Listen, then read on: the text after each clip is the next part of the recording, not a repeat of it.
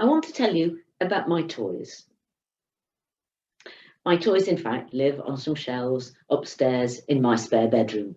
But you have to imagine that they all live together in a very large playroom. This is Rainbow. He's a very wise and very sensible dog. And in many ways, he's the one who looks after the playroom. If the toys have got any problems, or they want someone to talk to, or they want to say something, then it is Rainbow that they will come to. He also, though, is the one who, if he feels that the toys aren't doing what they should be doing, then he will tell them that too. But he's the one who tries to make sure that the playroom is a good place for all the toys to be. Then let's meet some of the others.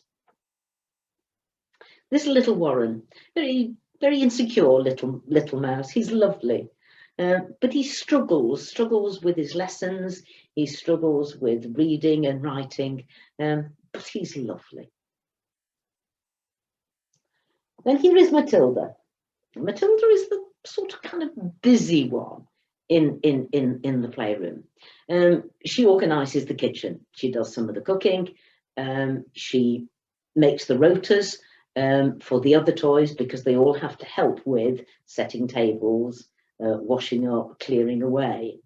And woe betide if you get on the wrong side of Matilda. She's really very nice and very fair. But if you don't turn up to do your rota, then she can get very cross indeed. This is Sparrow.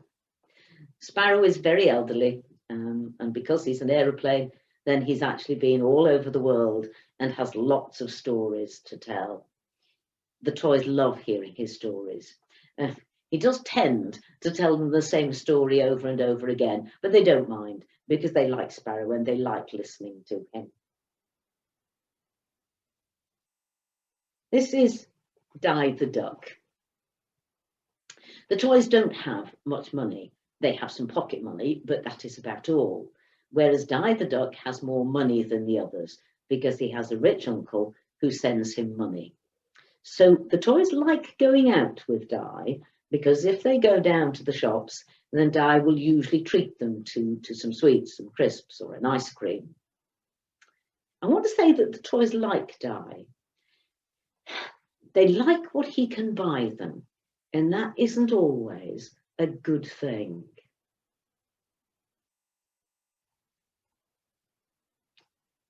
This is Benji. Benji comes all the way from China, from Beijing. And though he's been in the playroom a little while now, his English is not that good. And sometimes he struggles to understand what the other toys are saying. And sometimes they struggle to understand what he is saying. And that means that at times he can feel a little lonely. This is Peter the penguin. Peter feels that he's a bit too good for the playroom. He came from a posh shop, one of those that you sometimes find at zoos, where there are rows of very nice looking soft toys on the shelves. And someone bought him for my playroom, and so he came. But he feels that, yes, he feels that he's too good for the playroom, and he sometimes walks around with his beak up in the air, not really wanting to know the others, which means, again, he can be quite lonely. But in many ways, that's his own fault. Then we've got the little ones. We get two that are always mixed up together. That is Henry. Gets mixed up with that one, and that's Squeaky, because he goes squeak. There's another one that goes squeak, and that is Stripey. Not such a good squeak. There's Rocky the bear, Tom the tomato. The little ones are lovely. They can be very naughty, and they can be very mischievous, but they kind of fool around. But they are fun, and they are fun to be with. There's also little Veronica. Veronica has a long story to tell. But Rainbow sometimes says she's more trouble. She's the smallest in the playroom, but she's more trouble than all the others put together. And then there's Gus. Gus the gorilla isn't always, I think, very nice. Basically, he's a bully, and he does try to make the toys do what he wants them to do. When he's on Matilda's rota for washing up, and he really doesn't like washing up, he has to take his gloves off for that. And so he then press gangs one of the other toys into doing it for him.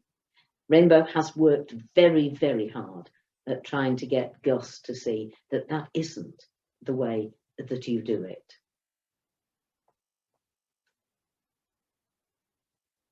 There's Annalie. Annalie is just lovely. Oh, but she can be naughty. You can't help but like Annalie. But she can play tricks. She plays jokes on the other toys. Yes, she can be fun, but the other toys do at times get a bit exasperated with her. But in many ways, you can't help but like her. So those are some of the toys. There are many, many more than there are here. And they are all very, very, very different. And yet somehow they all have to get along together if they're going to live together in the playroom. And that's true for all of us. We're all very different. And yet if we're going to live together in school, at home, in the clubs that we go to, with our friends, then we have to learn to live with those who are different from us and learn to get along with those who are different from us. And that isn't always easy.